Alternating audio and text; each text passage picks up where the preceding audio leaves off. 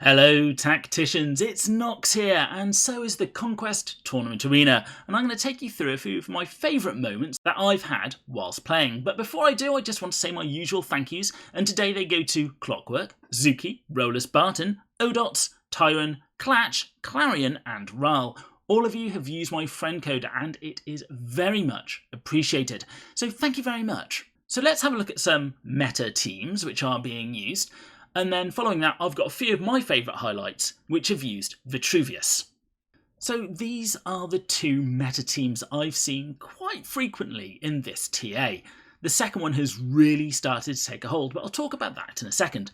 The first one is probably the one that you've been used to seeing all around, with Thaddeus and Manius Calgar, who are able to give Calendis's damage a massive boost with their passive abilities.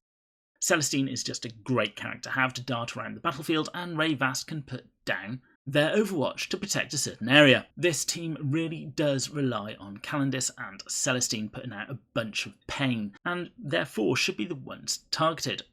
Although, having said that, with this particular tournament arena, you are safe to ignore Celestine at least a bit, but make sure you get rid of Calendis. As soon as he's gone, the power of this does drop off quite a bit, providing you don't walk in to Rayvast's Overwatch. The second one is one that started really to take shape in last week's Infested Tournament Arena. The idea here is you've got Ragnar Blackmane's Howl, which really adds some punch to the rest of the characters, as they are all melee characters. Manius Calgar, Celestine are there for the same reason as before, because of their potential to add more damage and get around the battlefield.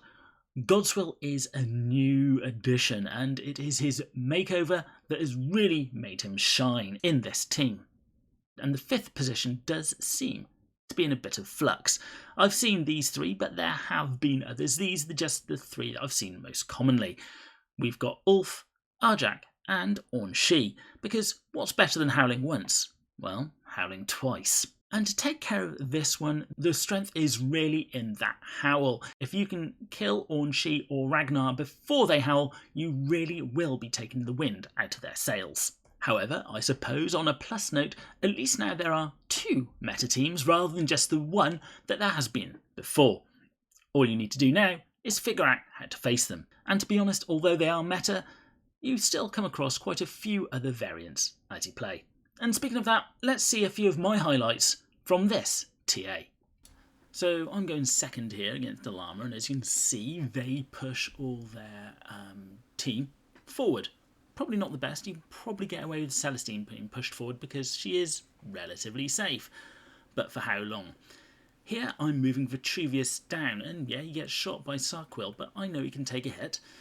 And then my Sarkwill does his Overwatch, which will get rid of both of Celestine's Gemini Superior, which leaves Celestine with two vulnerability hits left. Calendis comes down and kills her. All I need to do now is move my Celestine down to get rid of this Sarkwill, and the game was pretty much over from that point. On the next game, very similar. I was going first, I've moved up, and they've bunched up in the corner. And because they had a bunch of Overwatch, I used Thaddeus to drop a bomb on them.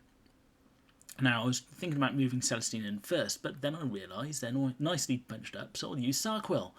So I used my Sarkwill to shoot theirs, and I got a lucky overkill and killed Jane Zar along with it.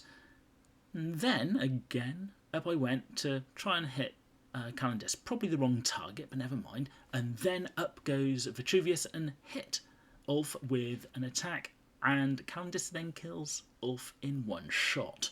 And again, I move and win. And finally,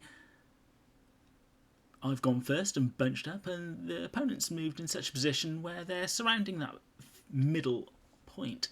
Now, I again drop Thaddeus's bomb, but Vitruvius again is in a great position to move up and take the point, and because of his ability, I've now got 3 spaces where you can attack the enemy in a line, and so I do so, killing 2 in the process. And again, Celestine just jumps and kills Thaddeus. So is Vitruvius any good in TA? Well, he's not bad at all. His Master Annihilator, where he attacks a character, then means your next 2 attacks will score an additional hit. And in TA, that can be huge, especially if you're using snipers such as Calendus and Sarkwell, or even Thaddeus, or indeed anyone with a decent melee attack, such as Celestine. And his Rad Bombardment automatically contaminates all the hexes, as well as adding the Master Annihilator effect to any characters that he hits as well. So as you saw in the last one, even if I hadn't killed 2 of them, all 3 of those would have had the Master Annihilator debuff on them, making them much easier to kill as the game went on. So, whilst he may not be up with the echelons of Celestine, if you're a fan of the AdMech, I would definitely say, when you unlock him, give him a go.